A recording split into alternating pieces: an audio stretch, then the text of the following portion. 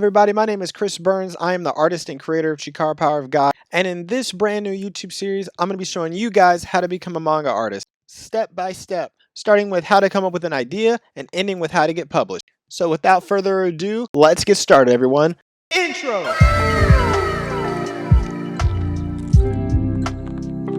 Yo, what is up, everybody? I'm back with a new video and a brand new series. I'm excited, super excited for this series. It was well received when I posted about it, and you guys really wanted to watch it. So without further ado, let's get into it. How to be a manga artist. This is going to be a multiple episode series where I break down from the beginning writing process all the way to publishing your first manga volume. I'm going to go step by step with each video, and hopefully you guys can take away some really useful information from this. So let's get started. So the beginning, let's start at the very beginning, guys. And what is the beginning? For some of you, it might be different than others. So let's break that down. So the beginning, what does that mean for anime and manga? Well, it all starts with an idea. And for some of you, that might be the hardest part. For some of you, that might be the easiest part. Everyone's different in this process. Some people can come in and nail an idea on the first try, but not know how to actually replicate that idea with art in words and panels and effects and stuff. But other people, they might not know how to get the idea at all, but are really, really talented art-wise. So how to start? How to come up with your idea? Well, everyone has their own designing process and how to come up with the idea. Some people can just create worlds in their head. Other people have to pull from real life situations and real life things that are happening and kind of combine things together and add a sci-fi twist to them to kind of make them interesting.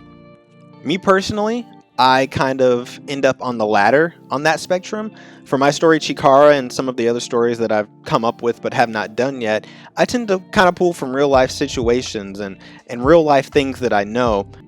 So for example, my story, Chikara, is based on real life biblical prophecy from the book of Revelation from the Bible. So with that being said, my designing process is all designed around that general idea and that general story of, Revelation, apocalyptic disaster, but also bringing hope to the people that are Christians.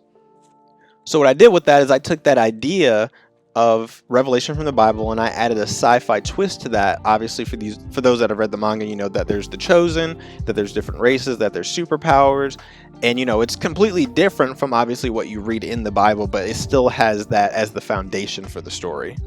So for some of you, that kind of idea designing process, that might be right up your alley. You might look at, old wars, World War I, World War II, be like, what if World War II ended up like this? Or, what if, the Korean War ended up like that and there was aliens and spaceships and, all the crazy anime stuff that happens in anime. That process is going to be unique to you because no one has the same, like I say design process, but it's really the idea process. It all goes kind of in that same design element though, but no one's going to be exactly like you and you're not going to be exactly like anybody else. So don't feel like you have to make a story with the same steps that I'm telling you that I did or the same steps that Kohei Horikoshi did or Kishimoto did. It's literally going to be up to you and it's going to be your own personal flair for your story. So keep that in mind. So how do I start? That's a big question. Like, how do I start this journey? Well, first you got to come up with an idea and, how do I start that? Where do I even go to begin that process? Well, guys, I'm going to tell you research. I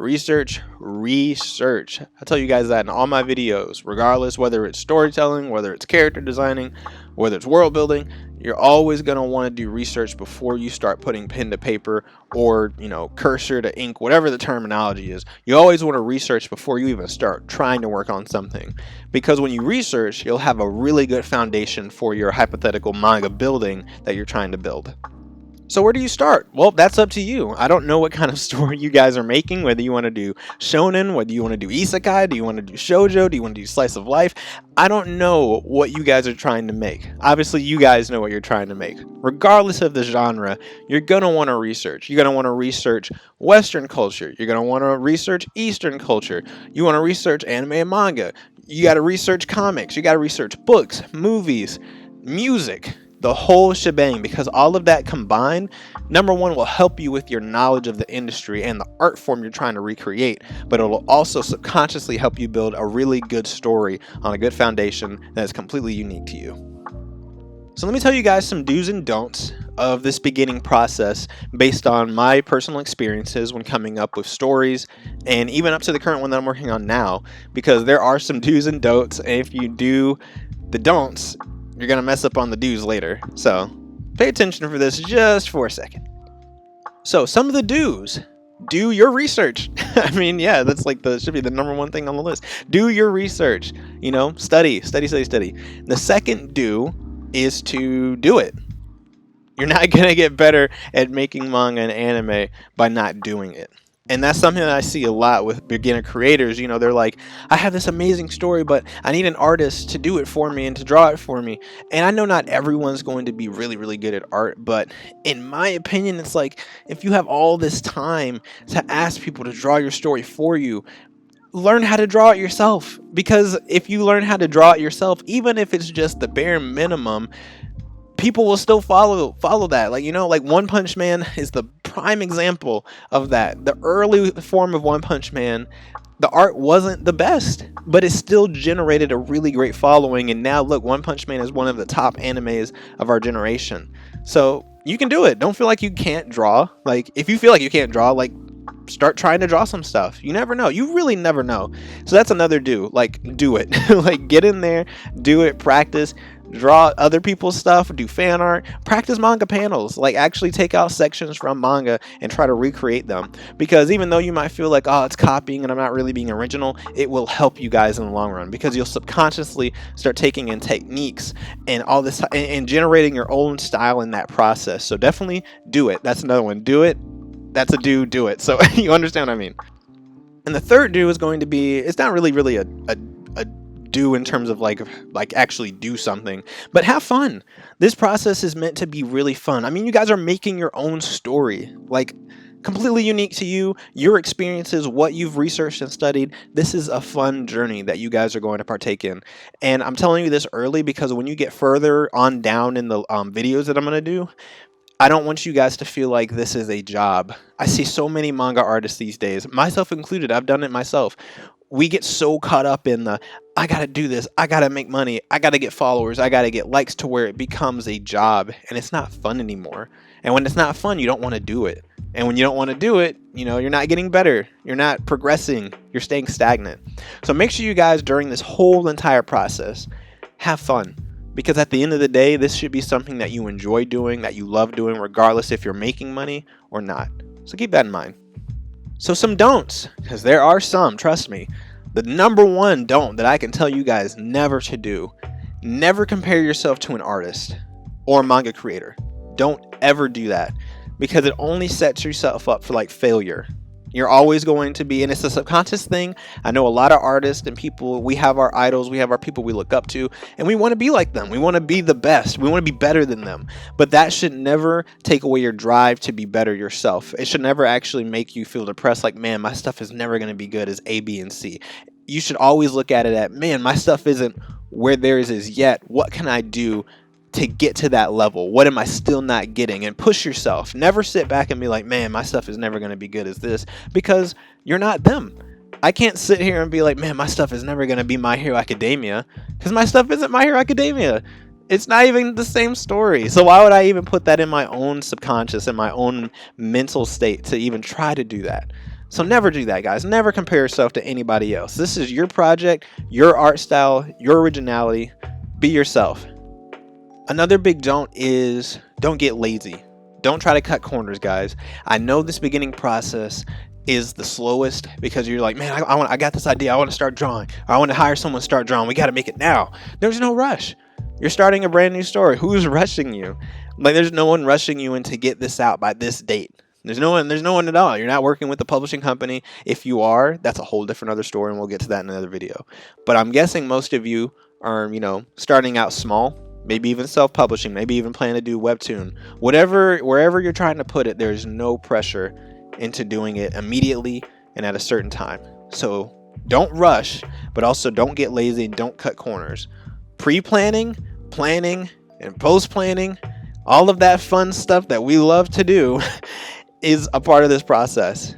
And you just have to do it, because trust me, When you have plot holes in your manga, which I have some, I'm not going to tell you which ones, I have some, you're going to have to cover them up books down the road. And it's a pain to do because it's like, man, if I would have just taken the time to just actually stay focused and not rush and be lazy and cut corners, this would have all made sense. So don't be lazy, don't cut corners. Big don't. And the last don't is don't do it if you don't love it. I know this seems rhetorical because most of you guys like are apparently here because you love anime and manga, but if you aren't about this life, trust me, do not get into it because you're only setting yourself up for failure. If you're not willing to put in 10 plus hours staying up till 5 a.m. writing, creating, brainstorming, doing illustrations, social media branding, working on the actual story, putting it out there, promoting it, networking, this is not a life for you. And I'm telling you that from personal experience. It is a never-ending job. There is no day during my week where you guys are like, he's probably just sitting not doing anything and he's just, posting every other day. That's not true. When I'm not posting, I'm creating videos for another day. I'm doing illustrations for another day. I'm doing illustrations for an illustration book. I'm working on my manga. I'm networking with other artists, other people that can connect me to other people. That way I can grow my own business and my own brand. It is a never-ending job. And if you are, if you're willing to put in those hours and to do that and to lose sleep, then, this is for you. But if you're sitting back and you're like, man, I kind of don't want to do that. I kind of just want to have, I just want to be in this kind of trending thing. Like this is like a trend to me. Like everyone's into anime and manga now. I should be on the trend. It's not for you. Because number one, you're going to burn yourself out. Number two, you're going to get depressed because your stuff might not take off the way you want it. And number three, people will see right through that. They'll see if you're really about it or if you're just fronting because it's a trend. So don't do it if you don't love it. Okay, and the last tips for this video, guys, the 3-step story idea process. I tell this to all my people that watch videos. I kind of sneak it in there somewhere. When you're creating a story, I want you guys to remember this throughout this series. The 3-step process, which is tell your friends, tell your family, and tell strangers. When you have your idea, which I'm going to do a video about idea making and the best way to do it and more tips on that. But just in general, when you have your idea, if you're coming into this video and you already have a solid idea, tell your friends because your friends are going to tell you straight up. If they're your friends, they'll tell you straight up whether it's good or not. Tell your family because most family will tell you that it's pretty good, or they'll be honest, hopefully, because they're family. 3, the important one, tell strangers because number one, strangers don't know you. They don't know your personality. They don't know your interests, so they're not going to be biased to you. They're going to tell you whether this story is really, really good, or they're going to tell you if it's really, really bad. And once you've done all those 3 things, and the majority of it is, this could be good, this could be tweaked, this is terrible, then you'll know kind of where your story stands, and if you should take the next step, which will be the next video. So, all right, guys. I appreciate you spending the time in this video. I know it was a little long. I know it's going on 13 minutes, but you made it this far. And if you made it this far, then I know you are about this life. I know you're willing to take some time out of your life, out of your busy schedule, and listen to a guy that you have no idea who he is to give you advice. This was episode 1, which is the beginning, because that's what it is, the beginning, the introduction to this awesome series. I'm really excited about it, and I hope you guys are too. If you like this video, feel very free, send a like. Put a comment on it. Tell me what you are excited about for this series and maybe some stuff that you want to know that you want me to cover in this series. Definitely let me know. And if you haven't subscribed, what are you doing? We got awesome content. We got music. We got tutorials. We got sketch with me videos. We have so much, guys, on this channel. Definitely go check out some of my other videos because we have some really cool stuff. And that is all from me, guys. Get excited for this series because I know I am. I hope I can really help you guys. Other than that, that's all I have for this video. Next video, we're diving headfirst in, guys. So get ready. It's going to be fun. Catch you guys later. Peace.